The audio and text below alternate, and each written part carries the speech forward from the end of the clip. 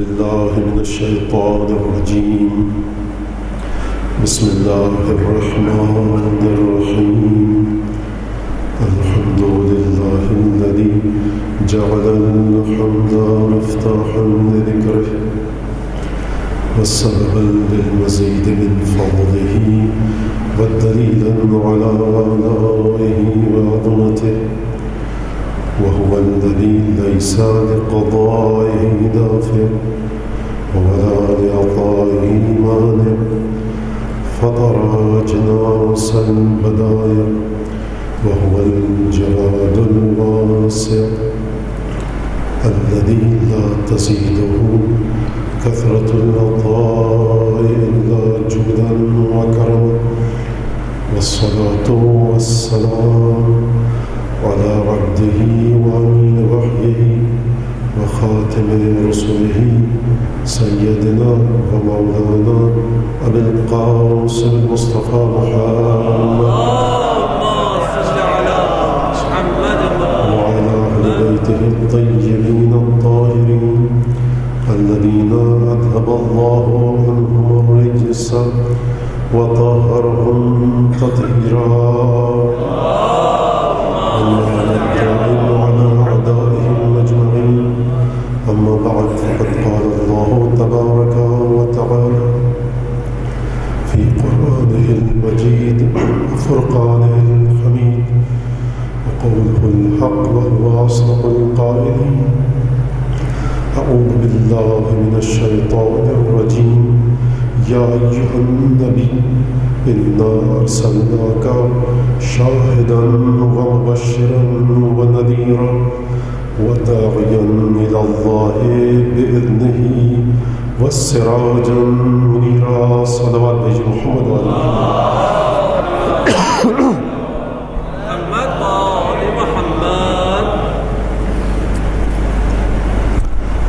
3 مرتبہ مل کر جناب سیدہ کی بارگاہ میں بلند آواز سے درود شریف کی تلاوت فرمائیں.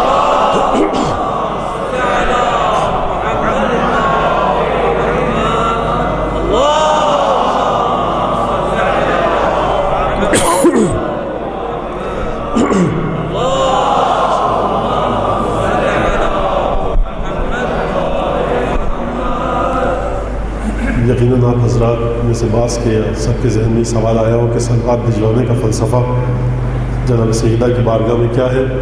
تو سیدھا سادہ فلسفہ ہے کہ جس کے لیے یہ فرش بچھایا گیا ہے، جس ہستی کی یاد منانے کے لیے صاحب اعضاء خود جناب سیدہ ہے، تو ہم صلوات بھیج کر گویا کیا اوقات خیر ہماری اور کیا وفاداری، لیکن بہرحال اسی حد تک بی بی کی خدمت میں ہم یہ صلوات بھیج کر اعلان کرنا چاہتے ہیں کہ بی بی، ہماری اوقات نہیں کہ ہم آپ پر درود بھیجیں. اللہم صلی علی، پروردگار تو درود بھیج محمد وعلی محمد پر.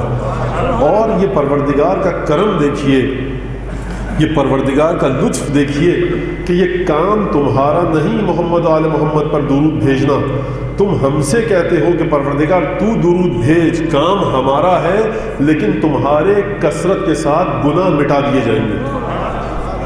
اور یقیناً صلوات موضوع نہیں ہے، لیکن کیونکہ میں پچھلے سال سے میں نے صلوات بھجوانی شروع کی اور یہ کوتاہی تھی یقیناً میری، مجھے پہلے سال سے یہ کام کرنا چاہیے تھا.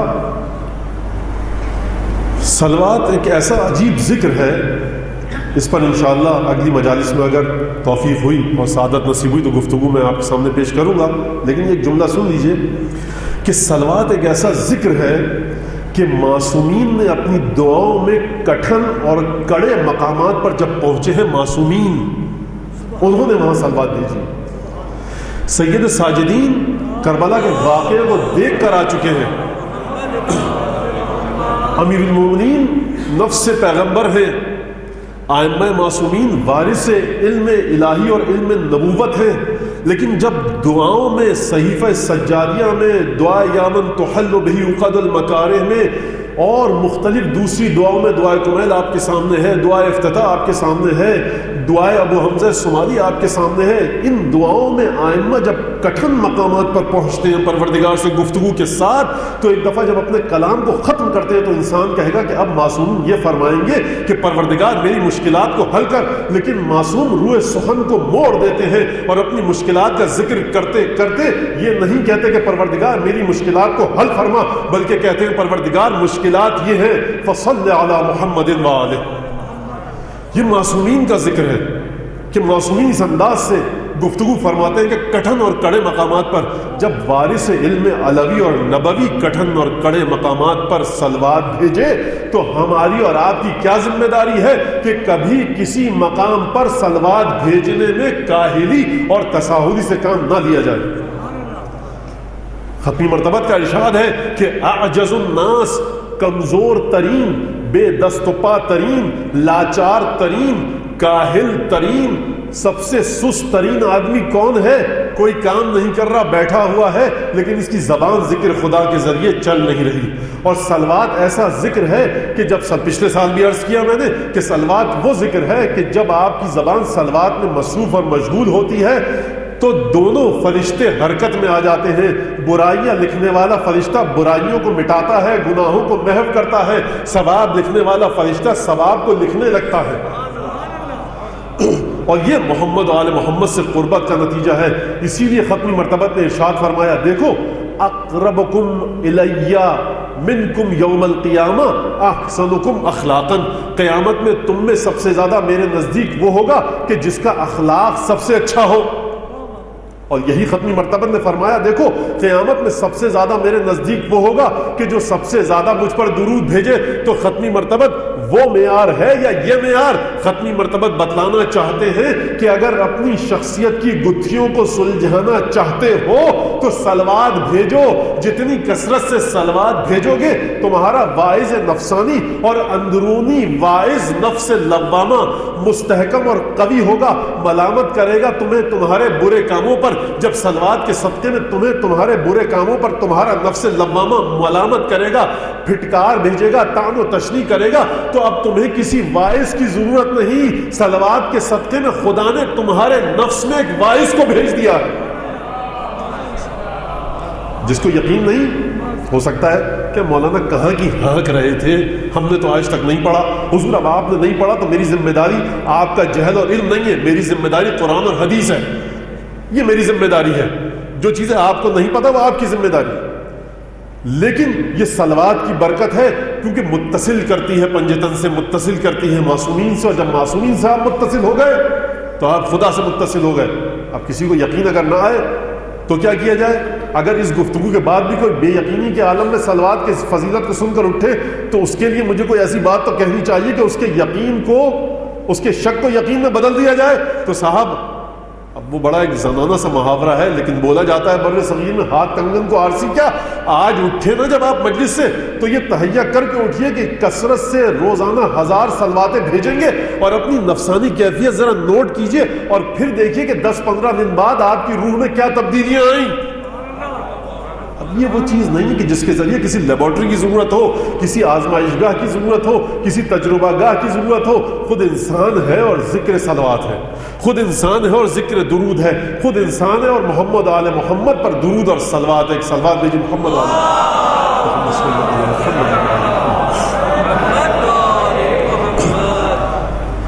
اب یہ ذکر یہاں تک آ گئی, بات میرے ذہن میں آ گئی, مجھے بولنے دیجیے.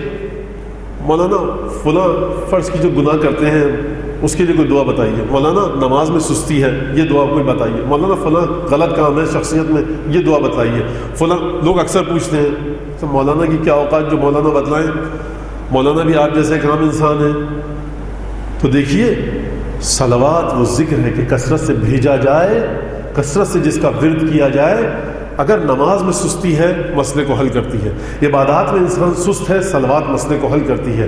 اگر کسی گناہ میں مبتلا اور ملوث ہے، صلوات اس گناہ سے دور کر لیتی ہے۔ یہ ہوتا کیوں ہے؟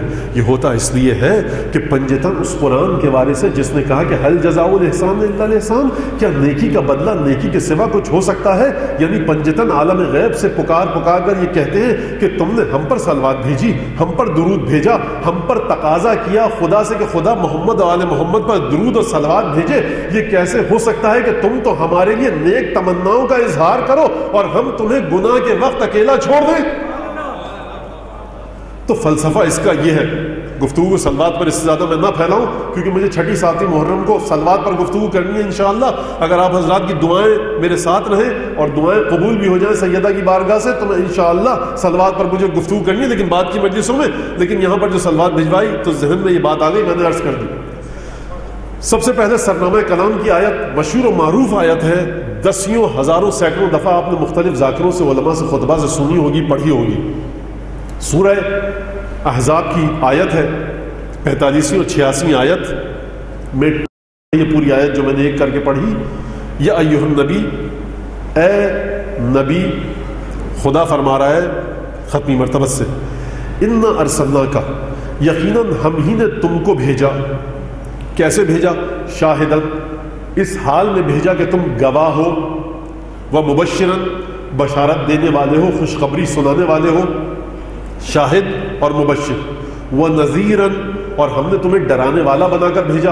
خوف خدا کے ذریعے تم ڈراؤ، خدا کے وجود کا احساس دلاؤ، لوگ دنیا میں رہیں تو خدا کے وجود کا احساس کر کے رہیں۔ تین صفات، شاہدن و مبشرن و نذیرا، اور داعیا الی اللہ باذنہ، اور ہم نے تمہیں اس حال میں دنیا میں کائنات میں نبی بنا کر بھیجا کہ تم اللہ کی جانب دعوت دیتے ہو خود اللہ کے اذن سے۔ دیکھیے اللہ کی جانب ہر واعظ، ہر مولانا، ہر عالم دین دعوت دیتا ہے، لیکن ختمی مرتبت کی دعوت کا انداز مختلف ہے۔ پروردگار فرما رہا ہے کہ تم جس انسان کو بھی، جس ذی وجود کو بھی، جس متنفس کو بھی تم ہماری طرف پکار کر بلاؤ گے، یہ ہماری خاص اجازت کے ساتھ تم یہ کام کرو گے۔ وَدَاعِيًا إِلَى اللَّهِ بِإِذْنِهِ، ہماری جانب تم پکار کر اسے بلاؤ گے، دعوت دو گے۔ إِلَى اللَّهِ بِإِذْنِهِ وَسِرَاجًا مُنِيرًا، اور ہم نے تمہیں ایک ایسا چراغ بنا کر بھیجا کہ جو منیر ہے، یعنی روشنی دیتا ہے۔ یہ ترجمہ آپ کے سامنے، سورہ احزاب 45ویں اور 46ویں آیت۔ اب اس آیت سے ذرا تعلق کو سمجھ لیجئے کہ موضوع کا تعلق کیا ہے اس آیت سے۔ اس آیت میں نہ مقام قرب کا ذکر ہے، نہ اس آیت میں نبوت کے بارے میں یہ لفظ رسالت کا ذکر ہے، لیکن اس آیت کا نچوڑ، اس آیت کا جوہر، اس آیت کا گوہر اسی موضوع کی جانب اشارہ کر رہا ہے کہ جو میں نے جس کا انتخاب کیا ہے، رسالت اور مقام قرب۔ جب بھی کسی عنوان پر موضوع کے بارے میں آپ دو اجزاء کا انتخاب کرتے ہیں تو یا ان میں کوئی تعلق ہونا چاہیے مطابقت کا، یکسانیت کا، یا تعلق ہونا چاہیے تضاد کا اور مخالفت کا۔ آگ اور پانی، سب تضاد کا تعلق ہے، پانی آئے گا آگ بجھ جائے گی۔ آگ اور حرارت، مطابقت کا تعلق ہے، آگ آئے گی حرارت آئے گی۔ تو جب بھی کسی موضوع کے کسی چیز کے دو عنوان ہوتے ہیں، یا ان میں کمال مطابقت ہونی چاہیے یا کمال مخالفت اور تضاد۔ میرا جو موضوع ہے اس کے اندر کیا ہے؟ رسالت اور مقام قرب۔ اب اس میں کیا مطابقت ہے اور کیا تضاد ہے؟ دیکھیں، ہم کہتے ہیں رسول اور کفار مکہ، اس میں تضاد ہے، وہ دشمن تھے، لایا ایک ساتھ ہوں میں دونوں اجزاء کو، رسالت اور مشرکین مکہ، کفار مکہ، لیکن تضاد ہے، دوری ہے، بعد ہے، یکسانگی نہیں ہے، یگانگت نہیں ہے۔ اگر میں کہوں رسول اور ان کے اصحاب، یعنی ایک تعلق ہے، ایک مطابقت ہے، ایک اچھائی کا تاثر ذہن میں آتا ہے۔ اگر میں کہوں رسول اور ان کی ازواج، ایک اچھائی کا تعلق ذہن میں آتا ہے۔ لیکن اگر میں کہوں کہ رسول اور کفار مکہ، رسول اور ان کے دشمن، تو اس سے ایک دوری کا تعلق، دوری کا تاثر ذہن میں آتا ہے۔ تو موضوع کے درمیان یا مطابقت ہونی چاہیے یا تضاد ہونا چاہیے، اور ابتعاد، بعد اور دوری ہونی چاہیے۔ رسالت اور مقام قرب، شاید اگر میں یہ کہوں تو بیجا نہ ہو کہ نہ یہاں پر مطابقت ہے اور نہ تضاد، بلکہ بڑی توجہ کے ساتھ سنیے گا، بلکہ ایک ہی چیز کو دو حصوں میں تقسیم کر کے میں آپ کے سامنے پیش کروں گا. یعنی اگر آپ رسالت تک پہنچ گئے تو آپ مقام قرب الہی پر ہیں، اور اگر آپ مقام قرب الہی پر ہیں تو اس کا مطلب یہ ہے کہ آپ رسالت کو سمجھ گئے. پھر دو حصوں میں کیوں کیا آپ نے مولانا؟ قرب الہی پر ہی گفتگو کر دیتے.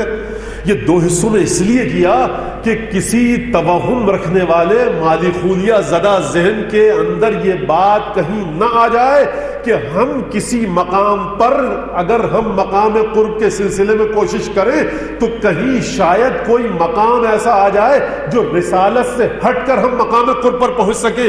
آپ کو ہمیشہ مسلسل ایک پہم تعلق رکھنا ہوگا رسول خدا کے ساتھ. جیسے ہی رسول سے تعلق کم ہوا اتنی ہی مقدار میں مقام قرب کم ہوا. جتنا زیادہ آپ رسول کے نزدیک ہوتے گئے اتنا زیادہ آپ کا مقام قرب الہی بڑھتا گیا. اور یہ مقام قرب الہی اتنا بڑھے گا کہ ایک انسان کو نفس رسول بھی کہا جا سکے گا اور خدا کی آنکھ اور خدا کا ہاتھ بھی کہا جا سکے گا.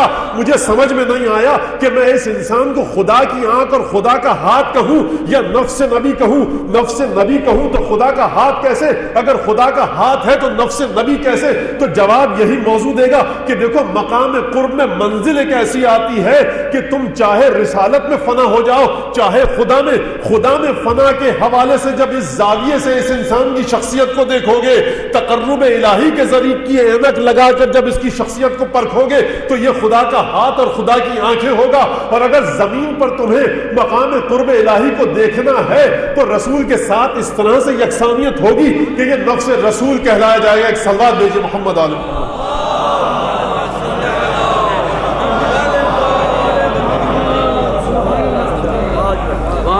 جب تقرب آ گیا، اب یہ خدا پر گفتگو ہمیشہ 2-3 سالوں سے ہو رہا ہے کہ جب بھی پہلی دوسری مجلس توحید پر نکل جاتی ہے، اور یہ نکل جاتی ہے جملہ بھی ایک قابل اعتراض جملہ ہے، یعنی 2-3 دن ہمارے اسی میں لگ جاتے ہیں اس گفتگو میں. لیکن بہرحال میں یہ سمجھتا ہوں کہ یہ ضروری چیز ہے. اب کیونکہ میں یقیناً سمجھتا ہوں ضروری چیز تو میں بات کروں گا، گفتگو اس پر کروں گا.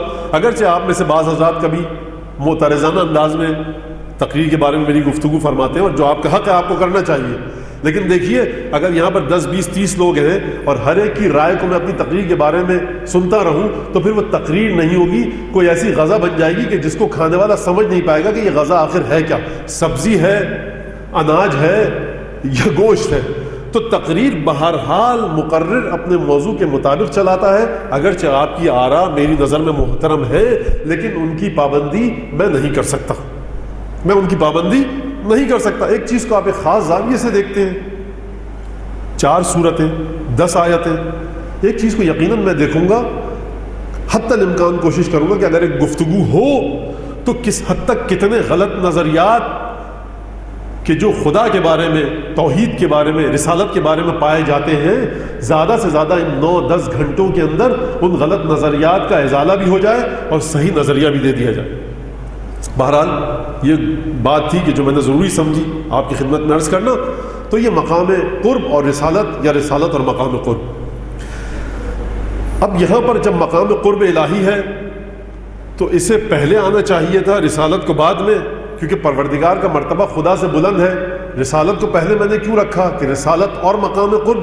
اس وجہ سے کہ ہم اور آپ اگر کہیں کسی مقام پر تقرب الہی کو حاصل کریں تو رسالت کے ذریعے ہوگا، کیونکہ ہمارے سامنے رسول ہے، ہمارے سامنے رسالت ہے، ہمارے سامنے شخصیت نبوت ہے.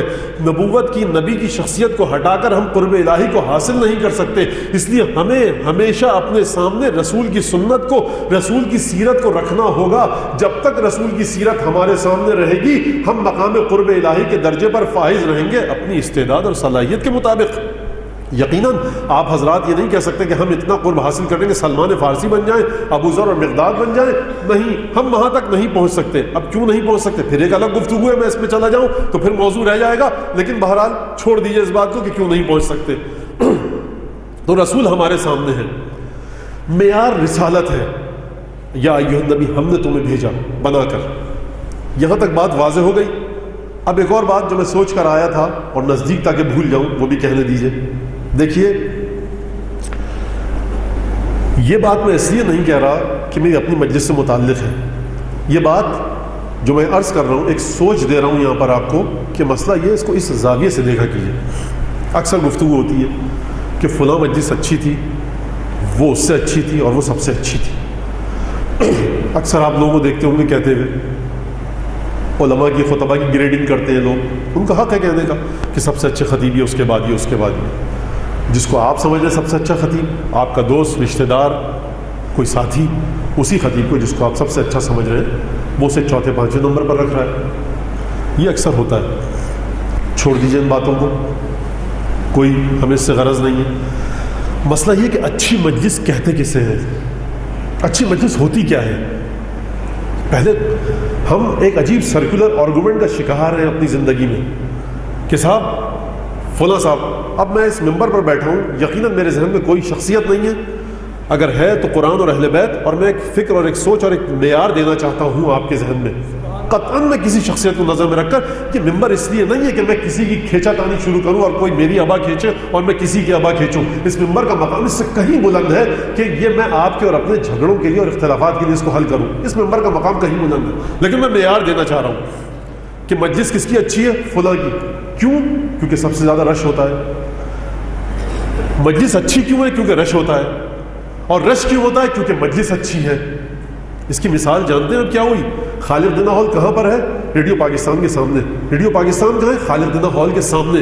اسے قانون کی زبان میں سرکولر آرگومنٹ کہا جاتا ہے کہ جب آپ کسی لا علم شخص کو علم عطا کرنا چاہیں کسی چیز کے بارے میں، اور اسے ایسی دو چیزوں کے ذریعے علم عطا کریں کہ جن دونوں کو وہ جانتا ہی نہ ہو.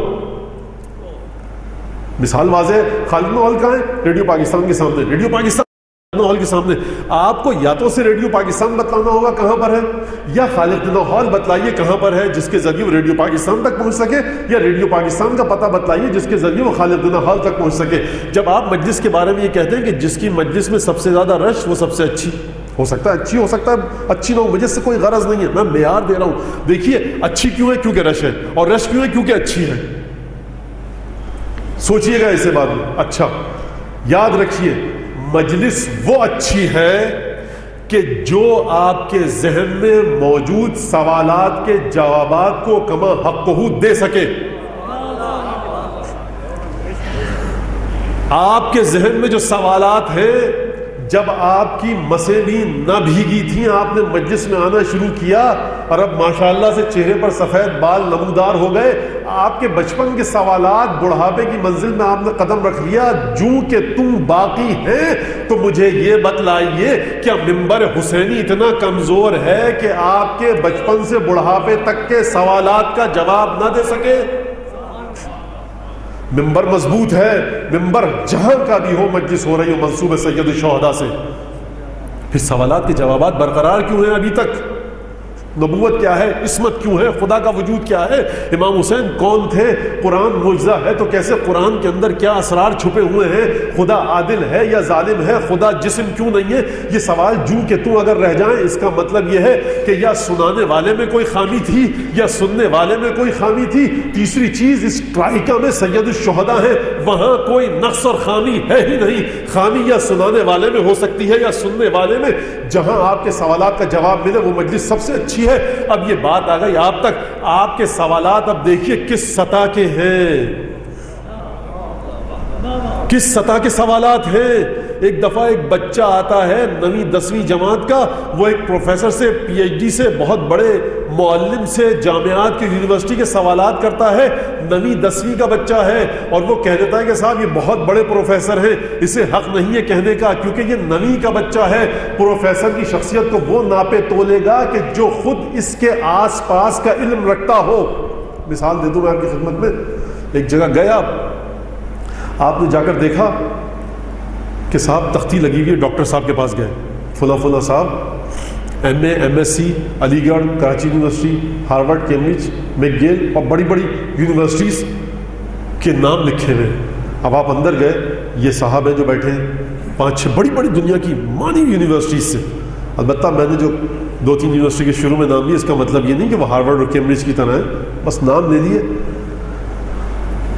اب آپ جب جائیں گے تو آپ کے ذہن میں تختی لگی ہوئی ہوگی، جو تختی آپ نے باہر دیکھی کہ جس پر ڈگریز لکھی ہوئی ہیں اور ملکوں کے نام لکھے ہوئے، یونیورسٹیز کے نام. اب آپ جب بات کریں گے تو اس تختی کو ذہن میں رکھ کر بات کریں گے. کیا کوئی ایسا معیار ہے کہ اگر تختی کو اکھیڑ لیا جائے اب آپ جا کر اس شخص کو تول سکتے ہیں؟ کیا واقعاً جو اس کا دعویٰ تھا کہ میں ہارورڈ اور کیمبرج سے پڑھا ہوا ہوں یہ واقعی وہاں کا پڑھا ہوا ہے؟ صاحب ڈگری نکال کے دکھا دے گا. ڈگری کاغذ کا ٹکڑا ہے, آپ نے لی, پھاڑ کے پھینک دی.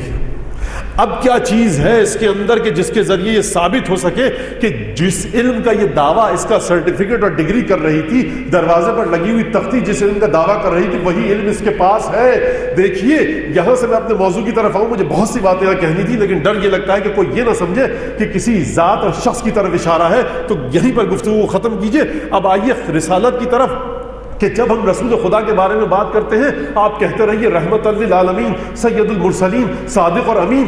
کوئی شخص اگر آپ کے سامنے آ جائے وہ یہ کہے کہ صاحب صادق اور امین 1400 سال پہلے کے لوگ کہتے تھے, رحمت للعالمین قرآن میں ہے, میں قرآن کو نہیں مانتا. صادق اور امین مکے کے کفار کہتے تھے, تم کہتے ہو رحیم تھے, کریم تھے, عابد تھے, عبادت گزار تھے. یہ تمہارے قرآن نے کہا, تمہاری سیاہ ستہ نے کہا, تمہاری کتب اربع نے کہا. نہ میں سیاہ ستہ کو مانتا ہوں, نہ میں کتب اربع کو مانتا ہوں, نہ میں قرآن کو مانتا ہوں. اگر کوئی آ کر رسول کی ذات سے اس تختی کو چھین لے کہ جو رسول کا تعارف نامہ ہے, پھر آپ آج 21ویں صدی میں رسول کی شخصیت کو لوگوں کے سامنے کیسے پیش کریں گے؟ کیسے پیش کریں گے؟ صاحب رحمت للعالمین, کس نے کہا رحمت للعالمین؟ قرآن میں لکھا ہے, وہ تو قرآن نہیں مانتا. صاحب یہ رسول کی کرامات, یہ تو سیاہ ستہ میں ہے, یہ کتب اربع میں ہے, یہ فلاں فلاں حدیث میں ہے, وہ تو اس کو مانتا ہی نہیں. کیسے ثابت کریں گے آپ رسول کی رسالت کو؟ اگر یہ بات جو میں نے کہی ایک ویلڈ پوائنٹ ہے تو دوسرا سوال میرا, کیا خدا جب رسول کو رسول بنا کر بھیج رہا تھا تو کیا خدا کے ذہن میں یہ سوال تھا یا نہیں؟ اگر آپ کہیں گے خدا کے ذہن میں یہ سوال نہیں تھا تو حضور آپ کا علم خدا سے بڑھ کر ہے کہ جو 21ویں صدی میں آپ خدا کی مخلوق ہیں اور آپ کے ذہن میں یہ سوال آ گیا, کیا خدا نے اس کا انتظام نہ کیا ہوگا؟ آپ کہہ سکتے ہیں کہ مولانا خدا نے قرآن کو بھیجا, مکتوب کتاب ہے, کوئی اگر نہ مانے تو آپ کیا کریں گے؟ اس سوال کو یہیں پر رہن دیجئے, اس سے زیادہ میں اس پر گفتگو نہیں کروں گا, لیکن اپنے ذہن میں باقی رکھیے گا اس سوال کو, اس پر آنے والی مجالس میں گفتگو ہوگی. یہ میں یقیناً فہرست اور انڈیکسنگ کر رہا ہوں اپنی مجلس کے عنوانات کی.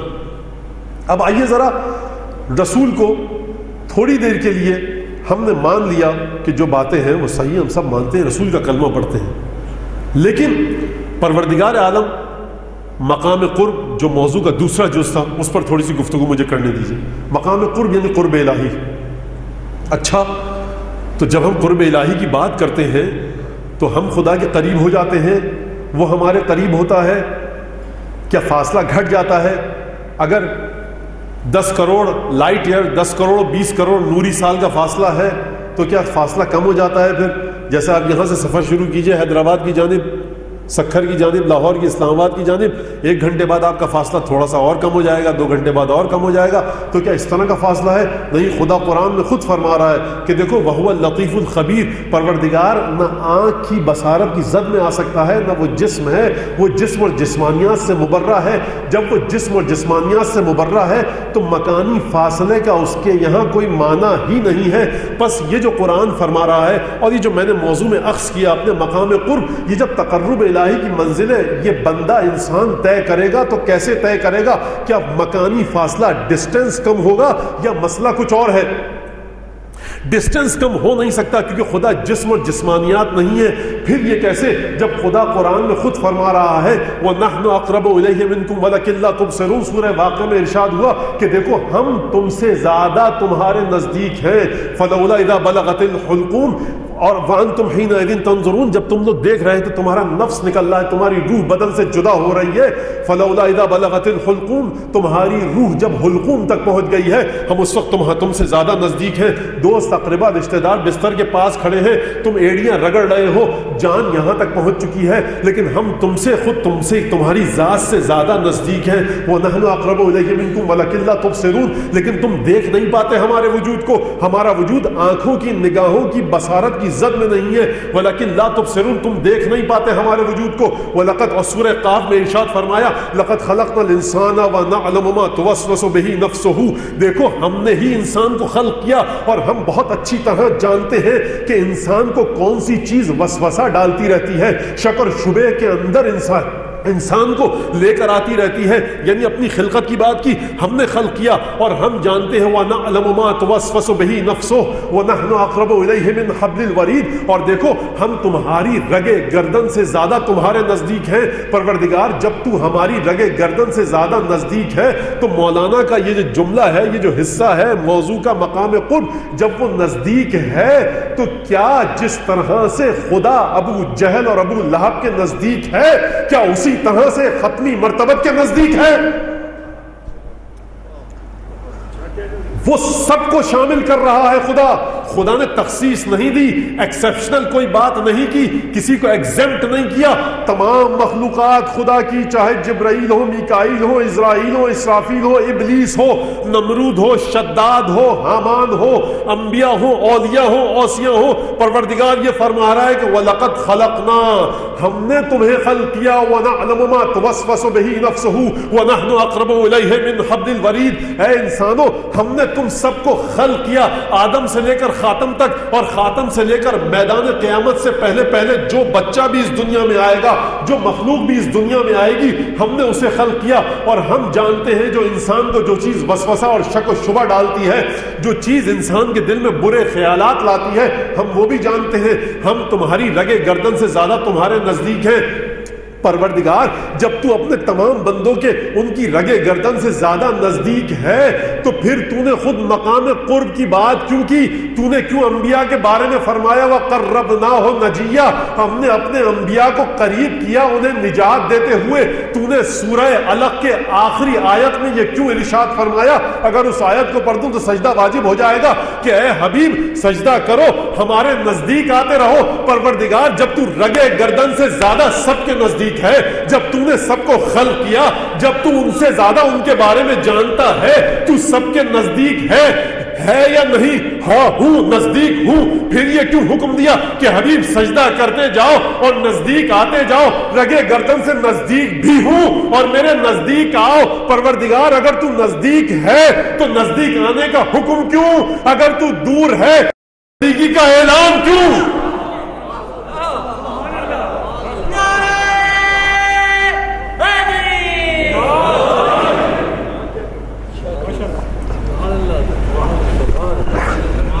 یہ کیا مرتبہ ہے, یہ کیا مرحلہ ہے؟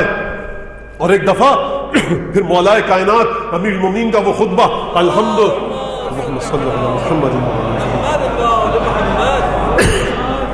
یہ سلوات بڑی اجلت میں بھیجی گئی, ایک دفعہ مل کے دوبارہ سلوات بھیجی.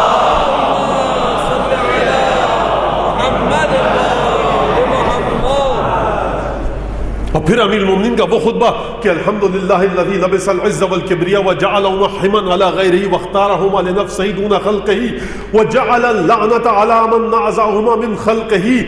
پروردگار عالم, اس خطبے کو میں 3-4 سال پہلے جہاں تک میری یادداشت میرا ساتھ دری پڑھ چکا ہوں, لیکن موضوع ہے تو دوبارہ سن لیجئے. حمد اس خدا کی جس نے لباس پہنا عز و کبریائی کا. مولا کائنات لباس تو جسم اور جسمانیات والی چیز پہنتی ہے, یہ آپ کیا فرما رہے ہیں کہ الحمدللہ الذی لبس العز والکبریاء. حمد اس خدا کی کہ جس نے لباس پہنا, ملبوس کو اختیار کیا عز و کبریائی کے, وجعلہما حمن علی غیرہ, اور پروردگار نے عزت اور کبریائی کو اپنے خاص حدود میں داخل کر لیا. یہ وہ سرحد ہے عزت و کبریائی کی کہ جہاں پر کوئی پروردگار کے ساتھ شریک نہیں ہو سکتا. واختارہما لنفسہ دون غیرہ, اور پروردگار نے ان دونوں صفتوں کو اپنے لیے اختیار کیا, کسی کو عطا نہ کیا. مولا کائنات کی خدمت میں ہاتھ جوڑ کے پوچھوں گا, مولا ایک طرف سے تو آپ یہ فرما رہے ہیں کہ الحمدللہ لبس العز والکبریاء, حمد اس خدا کی کہ جس نے عزت اور کبریائی کا لبادہ اوڑھا. یہ لبادہ اور لباس پہننے کی بات بھی کر رہے ہیں, اور آپ یہ بھی فرما رہے ہیں لا ینالہ غوث الفتن, اور یہ پروردگار عالم کو انتہائی ذہین ترین لوگوں کی گہری ترین فکریں اس کی ذات تک نہیں پہنچ سکتی. کہاں وہ فرمایا نہج البلاغہ میں کہ ذہین ترین لوگوں کی گہری ترین فکر پروردگار کی ذات تک نہیں پہنچ سکتی. مولا جب ذہین ترین لوگوں کی گہری ترین فکر اس کی ذات تک نہیں پہنچ سکتی تو یہاں آپ نے پروردگار کو لباس پہنوا دیا جو جسم اور جسمانیت کا خاصہ ہے. مجھے نہیں پتا بات واضح ہوئی یا نہیں ہوئی یا نہیں, مجھے آگے جانے دیجئے, وقت گزر رہا ہے. کہ دیکھیے مولا کہیں گے میری جملے کو ذرا غور سے پڑھو. لباس ایسا ہے کہ وہ لباس ثابت کر رہا ہے کہ یہ وجود جس نے اس لباس کو پہنا ہے جسم اور جسمانیات سے مبرہ ہے. میں نے کیا کہا مولا فرمائیں گے الحمدللہ الذی لبسا, پہنا ضرور لباس لیکن عزت اور کبریائی کا, اس کی عزت اور کبریائی اتنی بلند ہے کہ فرمایا درود بھیجے مولا کائنات کی بارگاہ میں.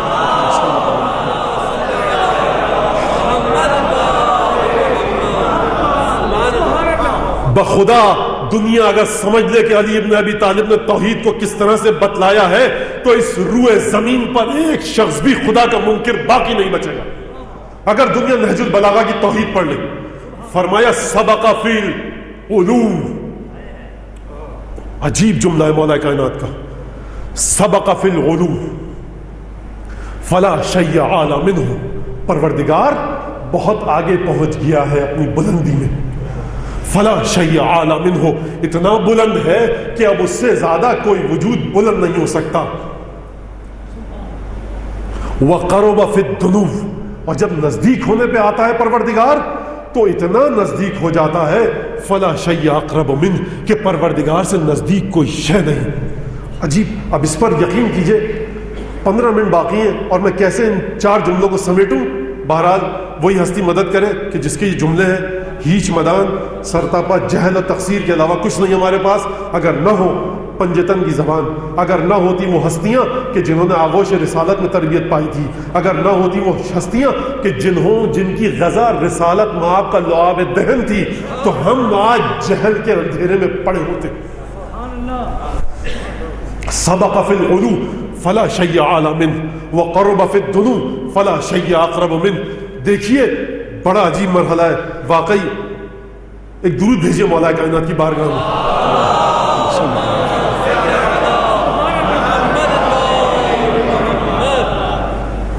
کیا کہے آدمی. جملہ ایسا ہے کہ یقین کیجئے عربی زبان ایسی ہے کہ جس میں ایک سیدھا سادہ ایک بدو بچہ اگر کوئی جملہ کہے تو فساد و بلاغت میں مرقع ہوتا ہے. اور کہاں وہ ہستی کہ جامع ازہر کے فصیح اور بلیغ خطیب جس کی نہج البلاغہ کے سامنے سجدہ ریز ہو, عربی جاننے والے عربی داں فصیح و بلیغ ادیب خطبہ جب نہج البلاغہ کے سامنے سر تسلیم خم کر لیں تو میری کیا اوقات کہ جس کی زبان اردو ہے وہ مولا کائنات کے جملوں کا کما حق کو ترجمہ کر سکے.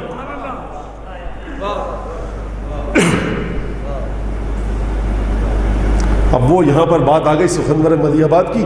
مفتی جعفر صاحب نے نہج البلاغہ کا ترجمہ کیا. اس کے شروع میں یہ شعر لکھا ہوا ہے, تیرے حضور دفتر قدرت لیے ہوئے, تیرے حضور شمع امامت لیے ہوئے, قدسی کھڑے ہیں دفتر قدرت لیے ہوئے.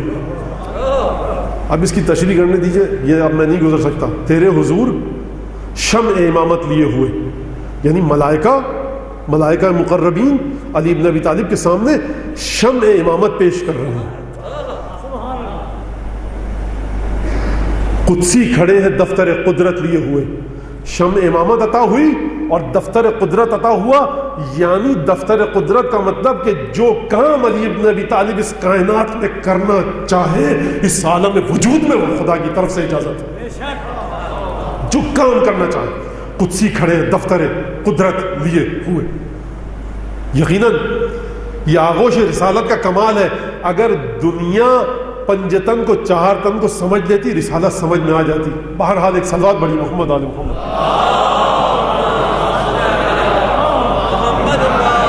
پورا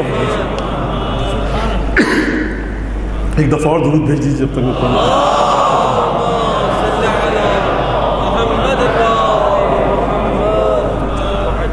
دوبارہ اس جملے پہ آئیے نہج البلاغہ کے سبق فی العلو فلا شیء اعلی منہ.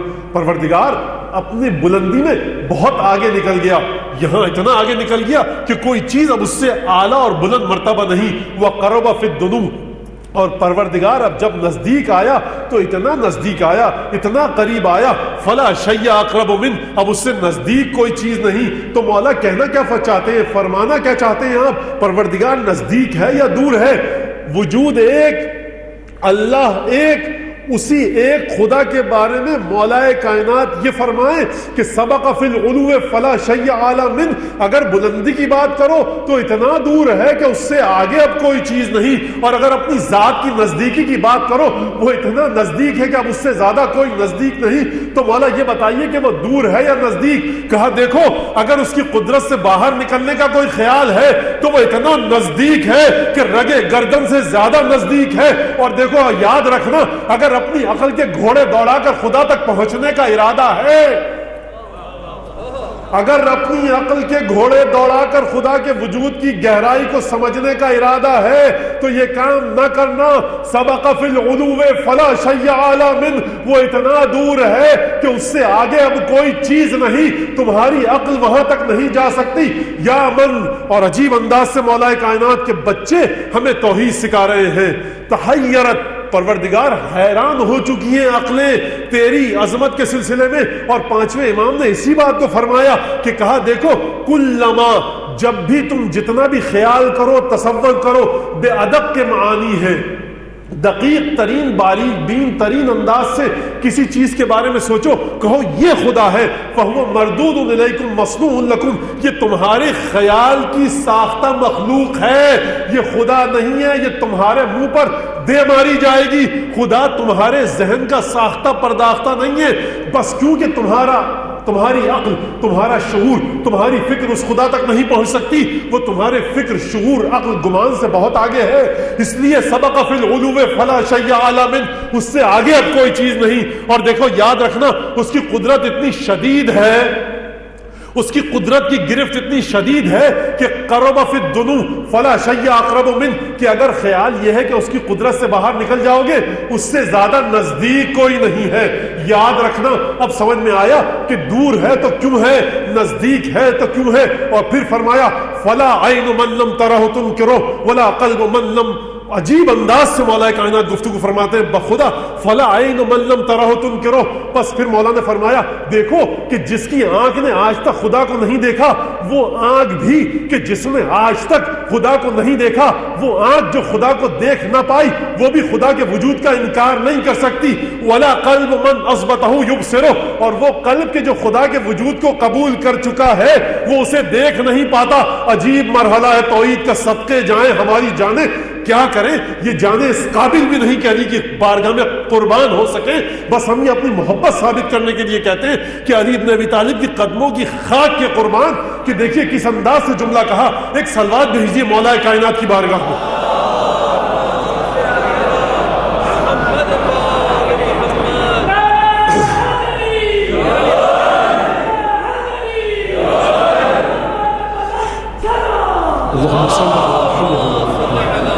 خدا آپ کو اس دنیا میں بھی اس دنیا میں بھی صلوات کے ساتھ، مودے صلوات کے ساتھ اٹھائے انشاءاللہ.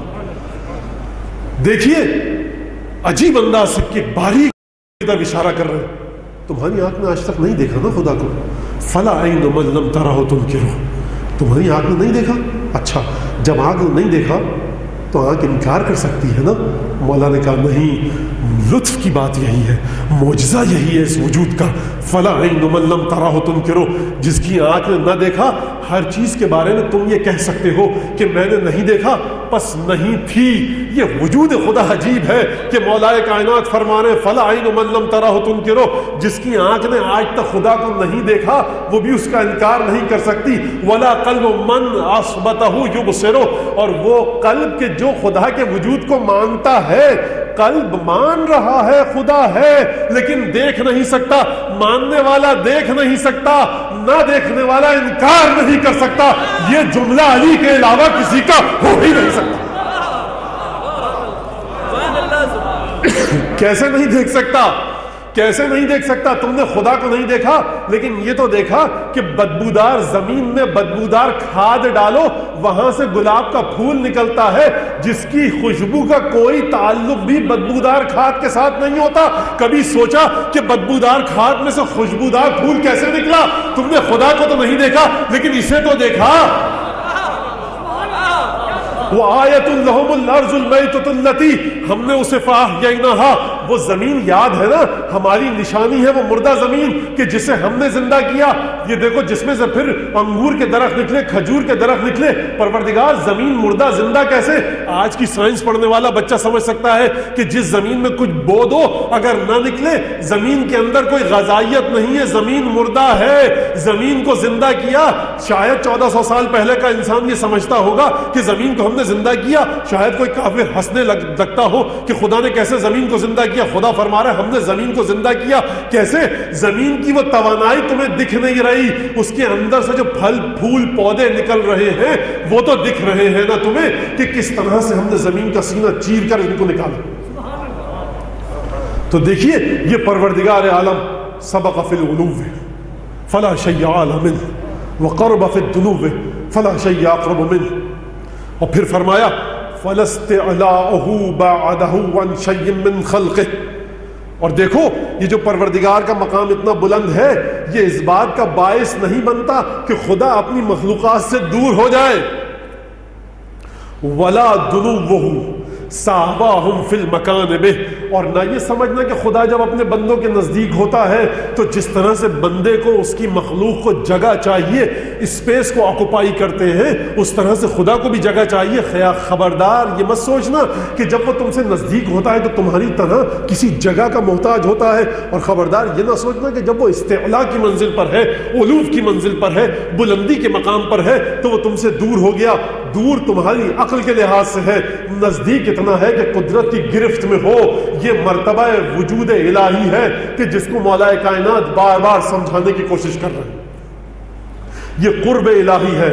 اب میں اپنے بچوں کے لیے، چھوٹے بچے مجھے دکھ رہے ہیں، مثال پیش کر دوں، لیکن بچوں سے میں یہ کہہ رہا ہوں کہ دیکھیے یہ مثال ہے، یہ مثال ہے، یہ مثال ہے۔ اس مثال میں بہت سی پیچیدگیاں ہیں، لیکن میں کیا کروں؟ بچوں کے ذہن میں اب خدا نزدیک ہے، دور ہے، نظر نہیں آتا، آکوپائی اسپیس آکوپائی نہیں کرتا، جگہ نہیں گھیرتا، تو پھر کیسے ہے؟ دیکھیں مثال ہے، مثال ہے، یہ مثال ہے وجود خدا۔ میں کیا کروں؟ جس ہستی کے سامنے، پروردگار کے سامنے علی بن ابی طالب سجدے میں گر جائیں تو ہماری کیا اوقات کہ اس کے بارے میں اپنی طرف سے کوئی بات کہہ سکے؟ دیکھیے آج کل آپ یہاں سب بیٹھے ہیں، شاید اکثر کے پاس موبائل فون ہو، سیل فون ہو، آپ سب اپنے موبائل فون نکالیے، میں مثال دے رہا ہوں، نکال مت لیجیے گا، اور آپ نے ایس ایم ایس کرنے شروع کیے، ایس ایم ایس کرنے شروع کیے، ایک ڈیزائرڈ نمبر، ایک نمبر کو، ٹیلی فون نمبر کو نظر میں رکھا، آپ نے کہا میں خالد نوال پہنچ گیا ہوں، کسی نے کہا کہ کھانا میں نہیں کھاؤں گا، کسی نے کھانا کھاؤں گا، کسی نے کہا میں فلاں، مختلف میسیجز یہاں سے آپ نے بھیجنے شروع کیے۔ وہ میسیجز کہاں سے گئے؟ اسی ٹیلی فون میں سے گئے، اسی خالد نوال کی فضا میں نکلے۔ اگر وہ فضا کو آکوپائی کرتے میٹیریلسٹک زاویے سے، میٹر ہونے کے ناطے سے، تو کسی کا میسج کہیں پہنچتا، کسی کا میسج کہیں پہنچتا۔ لفظ جو اس فضا میں گھوم رہے ہیں، جس نے کہا کہ میں نہیں آؤں گا اس کا میسج بھی وہیں پہنچا، جس نے کہا میں آؤں گا اس کا میسج بھی وہیں پہنچا۔ لفظ ٹکرائے نہیں یہاں پر۔ جگہ آپ نے کبھی بھرتے ہوئے دیکھی؟ یہاں سے میسج کیجئے بات وہی ہے، وہاں بیٹھ کے میسج کیجئے بات وہی ہے، وہاں بیٹھ کر میسج کیجئے بات وہی ہے۔ یہ ویوز ہیں، یہ شعاعیں ہیں، یہ ریز ہیں جو ہر چیز کو اپنی پکڑ میں، گرفت میں لیے ہوئے ہیں۔ بس آپ کو متصل ہونا چاہیے، آپ کی بات ہو جائے گی۔ یہ مثال ہے، پروردگار کا وجود اس سے کہیں ماورا ہے، پروردگار کا وجود اس سے کہیں بلند ہے۔ تو یہ کیسے ہو گیا؟ یہی تو کہا تھا پروردگار نے، سنریہم آیاتنا فی الآفاق وفی انفسہم حتی یتبین لہم انہ الحق اولم یکف بربک انہ علی کل شیء شہید۔ ہم انہیں اپنی آیتیں، نشانیاں دکھلائیں گے، ان کی ذات میں دکھلائیں گے، کائنات میں دکھلائیں گے، یہاں تک کے لیے ان کے ثابت ہو جائے کہ پروردگار ہی حق ہے۔ اولم یکف بربک انہ علی کل شیء شہید۔ حبیب کیا یہ بات کافی نہیں تمہارے پروردگار کے لیے کہ پروردگار ہر چیز پر گواہ ہے؟ یہ نشانیاں ہیں جو آج کی 21ویں صدی میں ہمیں دکھی، اور یہ مقام قرب جو کس حد تک میں سمجھا پایا مجھے نہیں پتا۔ اور دیکھیے یہ مقام قرب ہی ہے آپ کا وہ مولا کائنات کا مقام قرب تھا. پروردگار نہ جنت کے لالچ میں تیری عبادت کی، نہ دوزخ کے خوف سے تیری عبادت کی. ہم اس مرحلے تک کم از کم میں نہیں پہنچ سکتا، لیکن یاد رکھیے ایک اور مرحلے قرب پر آپ لوگ ہیں، اور یہ لائق تبریک و تہنیت ہے آپ کہ آپ ایک مرحلہ قرب پر ہیں، اور وہ مرحلہ قرب اس مرحلہ قرب پر لے کر جائے گا. قرب در قرب آپ کون سے مرحلہ قرب پر ہیں؟ یہ مولا کائنات آپ کے بارے میں کہہ چکے ہیں. لو وضعت سیفی هذا على خیشوم المؤمن على ان یبغضنی ما ابغضنی، اگر میں اپنی ذوالفقار کو مومن کی ناک پہ رکھ دوں کہ مجھ سے نفرت کر، مومن مجھ سے نفرت کر ہی نہیں سکتا. جس طرح سے علی کا تعلق خدا سے خوف اور لالچ کا نہیں، مومن کا تعلق علی سے خوف اور لالچ کا نہیں. یہ لائق مبارکباد ہیں آپ لوگ کہ یہ میں نہیں کہہ رہا، میری کیا اوقات، دو کوڑی کی اوقات نہیں بارگاہ علی بن ابی طالب میں. کیا اوقات ہے اگر مولا کائنات مسجد کے باہر آئیں کہ ذرا تھوڑی دیر کے لیے ہمارے اس راہوار کو پکڑ لو لگام تھام کے، تو شاید خوشی سے میں مر جاؤں. اتنی اوقات بھی نہیں کہ مولا اپنے گھوڑے کی لگامیں ہم جیسے آدمی کے ہاتھ میں دے سکے. لیکن لائق تبریک یہ بات ہے کہ مولا کائنات نے ذمہ داری لی ہے مومن کی کہ دیکھو ہمارا تعلق خدا سے یہ ہے کہ نہ ہم جنت کے لالچ میں اس کی عبادت کرتے ہیں، نہ جہنم کے خوف سے اس کی عبادت کرتے ہیں. مومن کا تعلق بھی خدا کے پنجتن کے ساتھ، علی بن ابی طالب کے ساتھ یہ ہے کہ خود مولا کائنات نہج البلاغہ میں فرما رہے ہیں مومن اگر خوشی سے حرکت قلب بند ہو جائے تو بجا ہے لو وضعت سیفی هذا على خیشوم المؤمن على ان یبغضنی ما ابغضنی، اگر میں اپنی تلوار کو مومن کی ناک پر رکھوں اور میں اس سے کہوں کہ مجھ سے نفرت کر، یہ مومن کے اختیار میں ہی نہیں کہ مجھ سے نفرت کر. ولو الغیت الدنیا بجماتها، دنیا کی پوری دولت اگر مومن کے منافق کے قدموں میں ڈھیر کر دوں اور یہ کہوں کہ اللہ یحبنی ما احبنی، اور منافق سے کہوں مجھ سے محبت کر، منافق مجھ سے محبت کر ہی نہیں سکتا. اور یہ ہوا کیوں؟ یہ کہتے لقد قضا، یہ فیصلہ رسول خدا فرما چکے ہیں کہ رسول خدا فرما چکے ہیں یہ فیصلہ کہ یا علی لا یحبک الا مؤمن ولا یبغضک الا منافق، سوائے مومن کے تجھ سے کوئی محبت نہ رکھے گا. یہی تو واقعہ تھا کہ جب ایک علی بن ابی طالب کے چاہنے والے نے ماہ مبارک رمضان میں چوری کی، گواہی آ گئی، گواہی مل گئی، گواہوں کی بات سن کر چور نے اقرار کر لیا، ہاتھ رکھا گیا، انگلیاں کٹ گئیں، خون بہ رہا ہے، گلی سے باہر آیا، کسی دشمن نے دیکھ کر کہا ہاں کل تک بڑی تعریف کرتے تھے، دیکھا ذرا تو چھوٹ دے دیتا. کہا کہ من قطع اصابعک، کس نے تیری انگلیاں کاٹی؟ کہا کہ اب یہ زہر اگلے گا. کہا قتل اصابعی سید المؤمنین امام المتقین امیر المؤمنین قائد الغر المحجلین یعصب الدین امیر المؤمنین علی بن ابی طالب. کہا کس نے تیری انگلیاں کاٹی؟ کہا میری انگلیاں کاٹی ہیں امام المتقین نے، امیر المؤمنین نے، یعصب الدین نے، قائد الغر المحجلین نے، امیر المؤمنان نے، علی ابن ابی طالب نے. کہا مولا آپ نے یہ کام کیا اور وہ آپ کی تعریف کرتا پھر رہا ہے. شاید کچھ عجب نہیں کہ مولا نے اس موقع پر یہ جملہ ارشاد فرمایا ہوگا. کہا کہ اچھا بلا کر لاؤ، جب ایمان اس مرتبے پر ہے تو بلا کر لاؤ. وہ شریعت کا تقاضا تھا، یہ ولایت کی روانی ہے، شریعت کا تقاضا تھا کہ انگلیاں کاٹ دو، یہ ولایت کی معجزن ہے، یہ ولایت کا تلاطم ہے.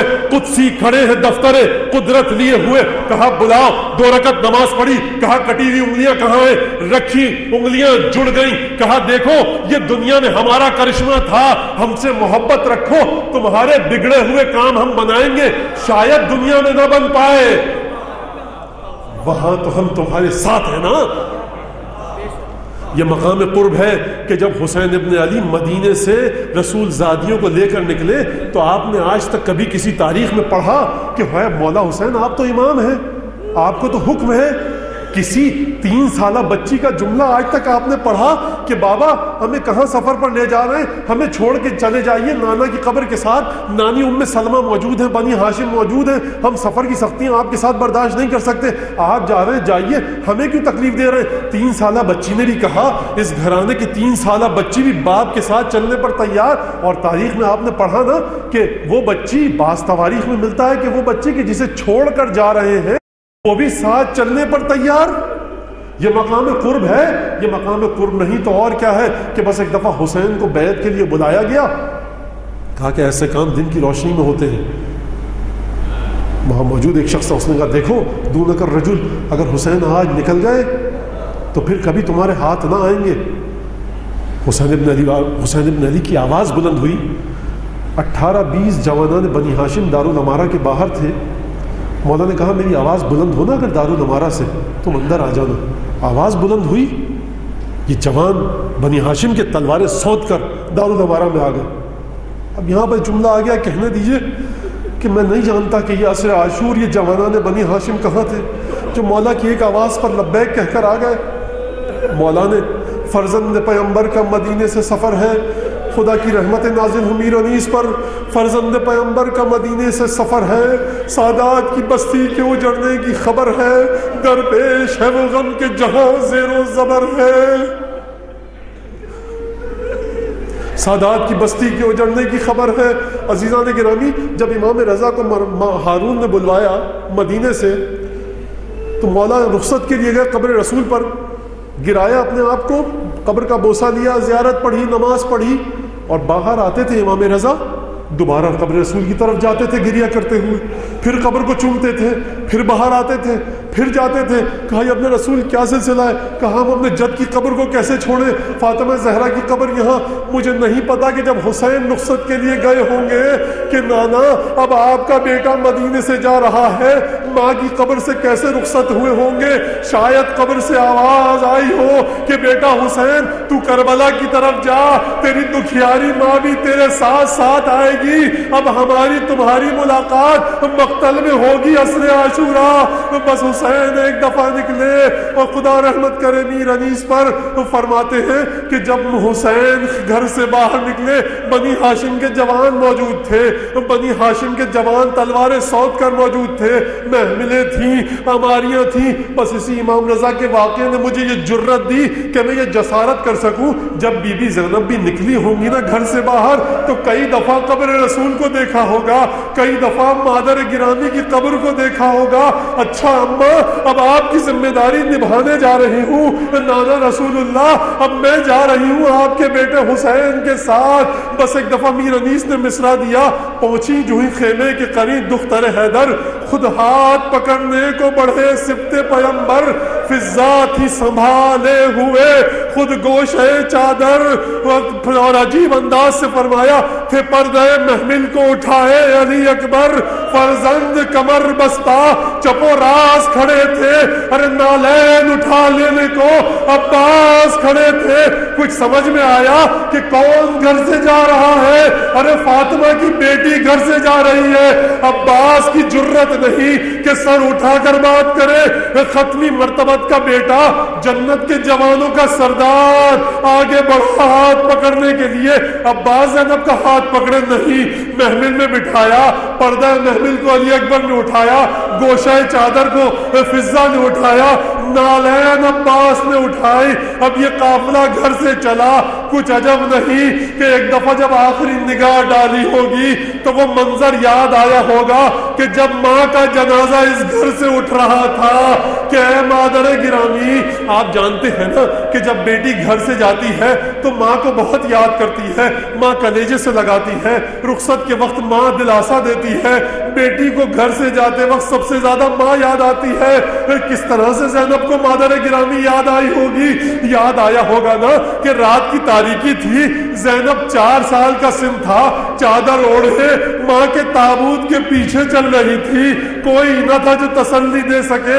بس ایک دفعہ وہ وقت آیا کہ علی ابن ابی طالب نے فاطمہ کو غسل دیا، مغتسل پر جسد مطہر کو رکھا اور ایک دفعہ آواز دی، اے زینب، اے حسن اور حسین، آؤ ماں کا آخری دیدار کر لو۔ بس بچے دوڑتے ہوئے آئے۔ مولا کائنات نے یہ جملہ بہار الانوار میں موجود ہے کہ مولا فرماتے ہیں جب بچے آ کر فاطمہ پر گرے نا، واللہ خدا کی قسم میں نے دیکھا، لقد انت وحنت، فاطمہ کی چیخ بلند ہوئی اور فاطمہ نے دونوں ہاتھ اپنے کفن سے نکالے اور حسن اور حسین کو اپنے گلے سے لپٹا لیا، بچوں کے گریے کی صدائیں بلند ہوئی۔ اب مولا کائنات کہتے ہیں کہ میں آگے بڑھ کر بچوں کو جدا کرنا چاہتا تھا، ایک ہاتف غیبی کی آواز آئی، علی بچوں کو فاطمہ سے ہٹا لو، حسن اور حسین کو تسلی دو۔ دو، ان کے گریے کو رکوا دو، ملائکہ میں کوہرام مچ گیا ہے۔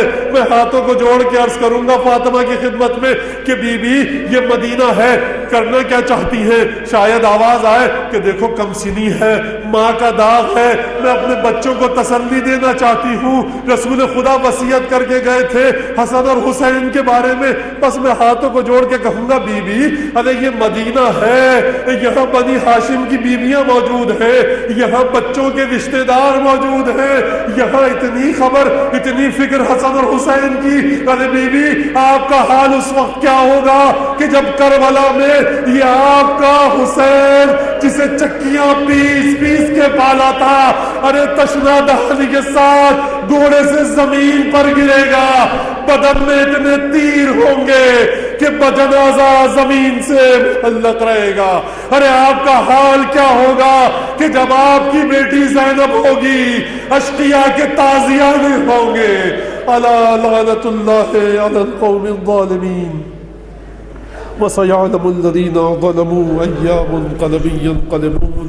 اللهم بحق محمد وآل محمد صل على محمد وآل محمد وعجل فرجهم وأهلك عدوهم من الجن والإنس من الأولين والآخرين، واكفنا ما أهمنا وارزقنا العافية ووسع رزاقنا وطول أعمارنا مع الصحة والسلامة في الجسم والروح۔ ربنا تقبل منا إنك أنت السميع العليم وتب علينا إنك أنت التواب الرحيم۔ دعاؤں کی قبولیت کے لیے بلند آواز سے سلام بھیج دیجیے۔